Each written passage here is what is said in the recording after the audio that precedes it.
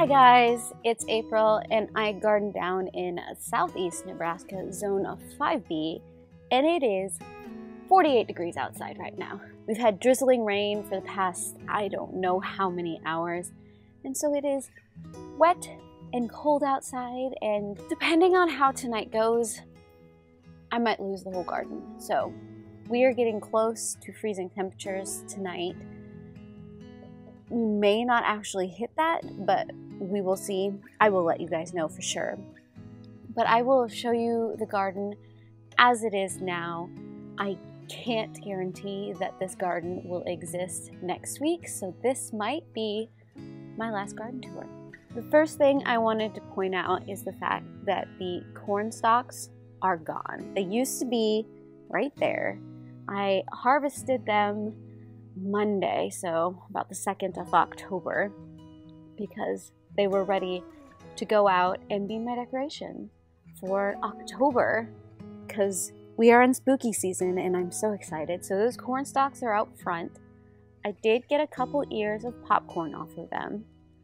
I think it was about 3 strawberry, like 4 or 5 pink, and about 4 or 5 blue popcorn.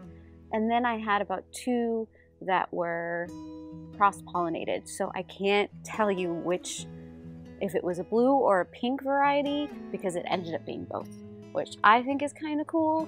But if you want pure popcorn of one kind or other, don't do what I did. But beyond that, we have, of course, our first garden bed. She's looking rough.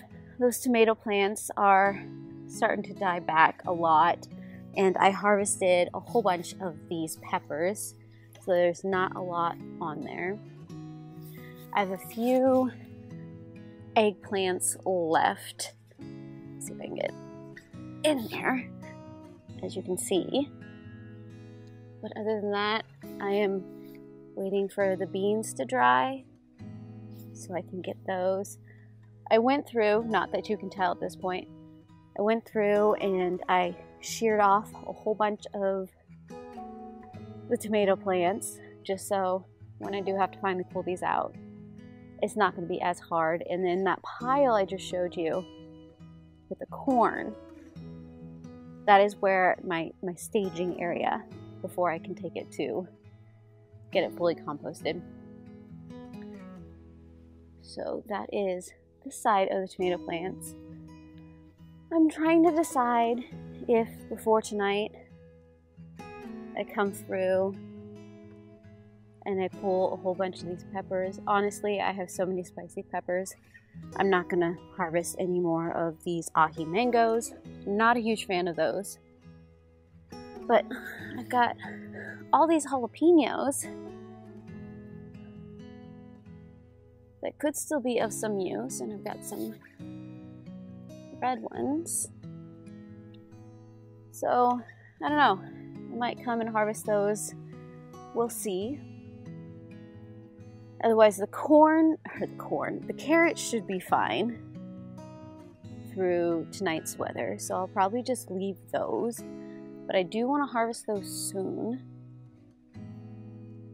And then I did a very hard prune on these tomato plants as well. As you can see, they are looking mighty, mighty rough. So it might be this next week that all of these tomato plants in these beds are completely cleared out. I don't know. I might leave the pepper plants for a little while. If they make it through tonight, we'll see. Did the same thing to this bed. So it got a hard prune as well. So you can kind of see where the grass is longer right there. The lilies have officially completely died back in the water feature. But the zinnias are doing okay, but as you can see, they're starting to die as well. I think this one got nipped by some of the cold we've been getting. So those are those. Sunflowers are not looking good. I should just come through and cut them down and lay them down. But I also did a hard prune on these cherry tomatoes as well. Actually pulled out 2 plants by accident as I was pruning, which is fine. I haven't been harvesting from this area for a while. I didn't quite get to these tomatoes over here. Kind of lost steam, but as you can see, there's a lot of dieback in there, so they're ready to go. This is kind of like a goodbye to the garden. One thing I should do before tonight is I should come through with a basket and harvest all the remaining sweet peppers, because the guinea pigs will like them. I like them. They're a lot more versatile than the hot peppers, so having abundance of those won't hurt me. But I also have this honey nut that I should probably harvest today as well. I don't think this one right here is going to have time to ripen. I'm guessing this vine might be dead after tonight. And there's a whole bunch of not really ripe fruit on it, but I have a friend who has chickens who might enjoy those. But we got another one that I should probably harvest as well.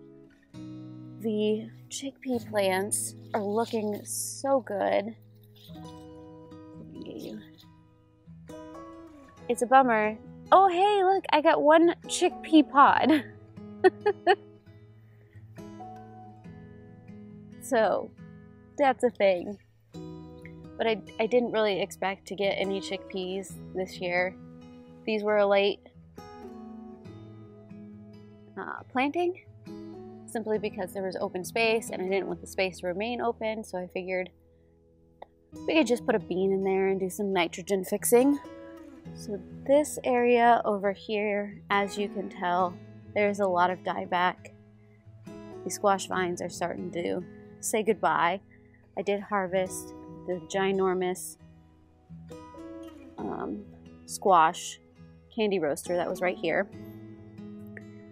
There's also another one that I harvested from right here, so I have 3 so far.